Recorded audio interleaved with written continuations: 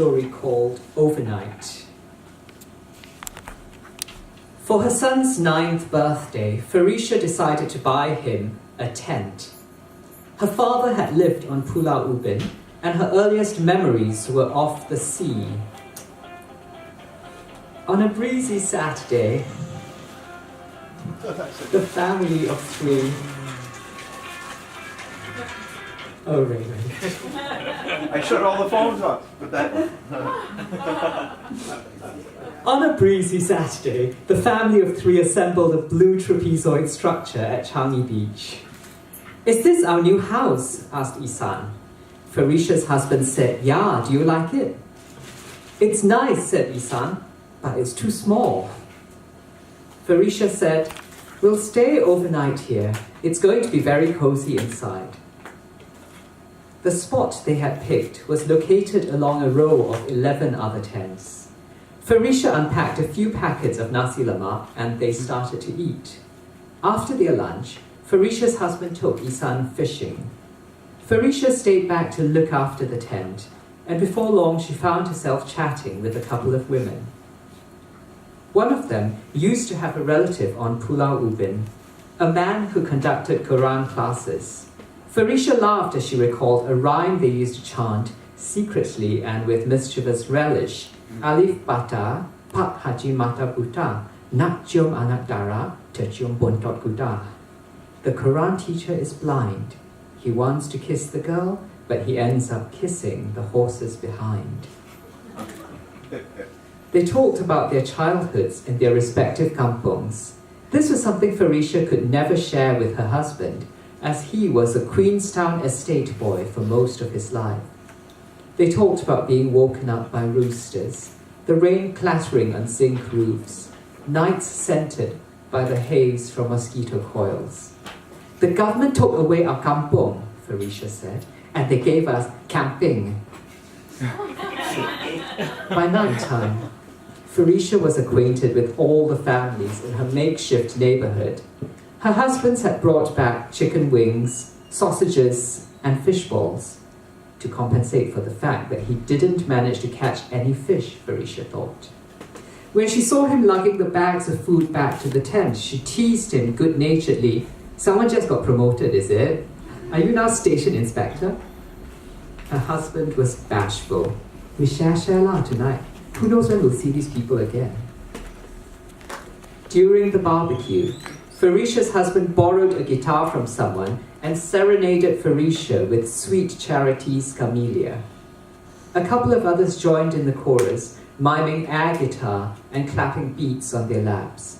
Isan had made friends with some of the other children and unveiled to his parents the result of their seashell hunting expedition. Before sleeping, Isan said to his father, "I didn't know you could play the guitar. Can you teach me one day?" His father promised to buy him one if he did well for his exams. Farisha was the first to drift to sleep, the sound of the waves a familiar, regretful lullaby.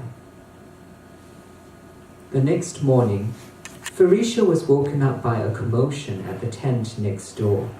When she peeked out of her tent, a park ranger approached her and demanded that she show him her camping permit.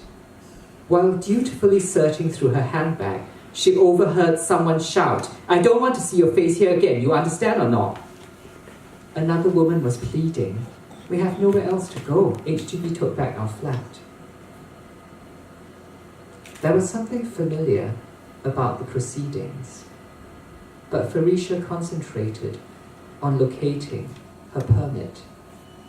She handed it to the park ranger, who reminded her to vacate by noon. Farisha realized that no reminiscence of the kampung was complete without the memory of eviction. A rooster crowing at dusk, a roof collapsing under rain, and the ember of a mosquito coil fading from orange to grey to a delicate pellet of dust. So,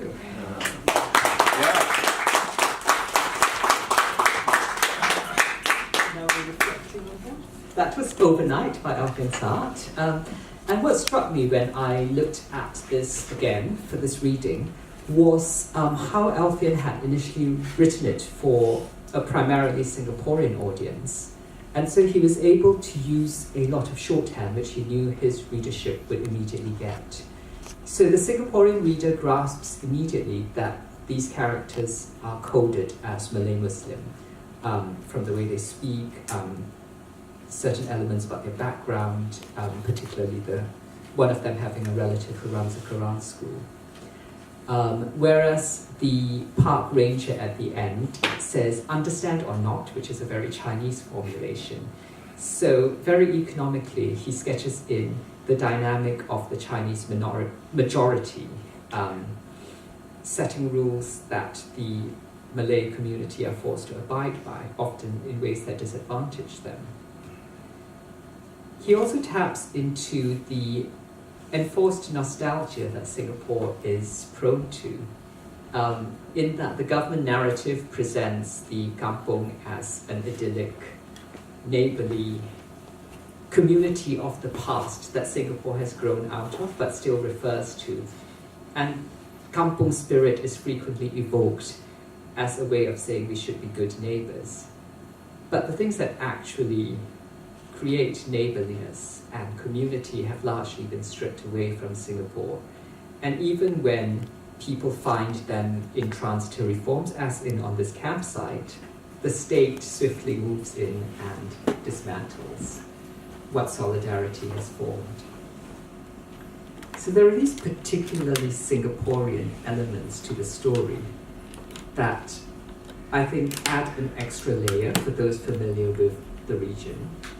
But there's also something very universal about this.